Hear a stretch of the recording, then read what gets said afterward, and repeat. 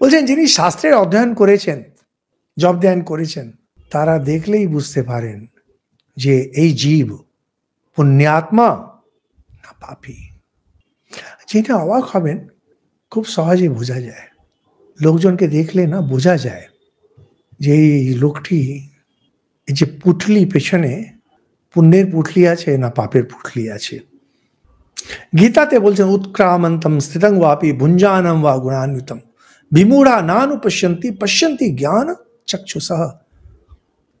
যাদের একটু জ্ঞান চক্ষু আছে, ওরা যেন বিরাট জ্ঞান দরকার পড়ে, একটু শাস্ত্র আদি একটু পড়া থাকলে, একটু জব ধ্যান থাকলে পরিষ্কার বোঝা যায়।